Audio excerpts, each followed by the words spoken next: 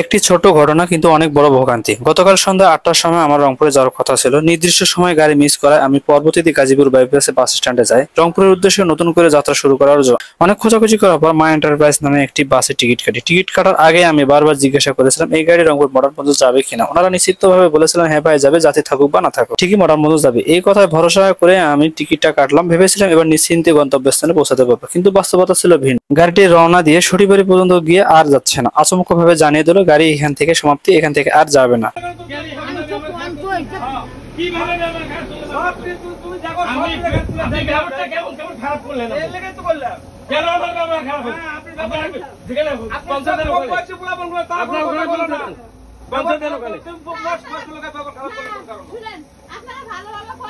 আচ্ছা আমরা তো ভাই শুনেন, আপনারা গাড়িতে ওঠার সময়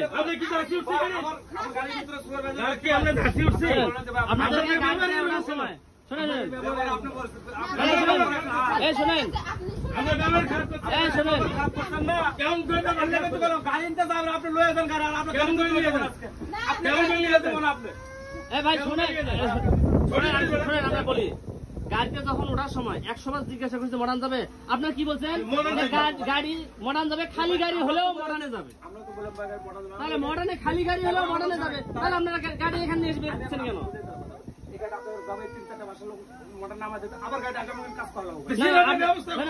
আপনাকে তো তখন বলতে পারতেন যে না গাড়ি এরকম হলে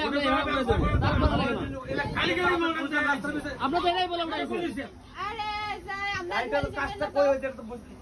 আপনি তো এটাই বলছেন যে খালি গাড়ি হলে মডার্নে যাবে, তাহলে এখন খালি গাড়ি মডার্নে যাবে না কেন? তা আপনারা এরকম করতেছেন কেন? 10 মিনিটের রাস্তা গেলে কিন্তু ভাই আমার এটা যায় আসে না। হ্যাঁ যাবো না দিতেছেন, যাবো সমস্যা নাই, কিন্তু আপনারা এরকম জাতিদেরকে এরকম হয়রানি কেন করান? কোনদিনই করেন না। আজকে গাড়িটা সমস্যা হতে গাড়ির সমস্যা তো দেখছি না, দেখছি না গাড়িতে রাস্তার সমস্যা দেখছি না, গাড়িতে রাস্তার সমস্যা দেখছি না, কিছু বলছি তাহলে বলছি নাকি?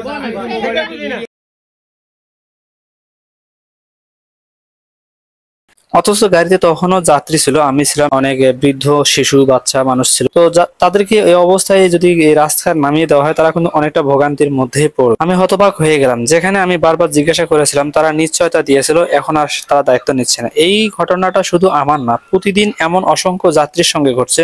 শুধু একটি ভুল তথ্য, একটি মিথ্যা আশা কত মানুষকে কত অসুবিধায় ফেলে দিচ্ছে। আমার এই ভিডিওটির উদ্দেশ্য কাউকে ছোট করার জন্য নয়, বরং বিষয়টা তুলে ধরা। যাত্রী হিসেবে আমাদের ন্যায্য অধিকার আছে, তারা পরিবহন কর্তৃপক্ষের উচিত সেই দায়িত্বটুকু আন্তরিকভাবে পালন করা। আপনারা কেউ এমন অভিজ্ঞতার শিকার হয়েছেন কিনা অবশ্যই মন্তব্য জানাবেন।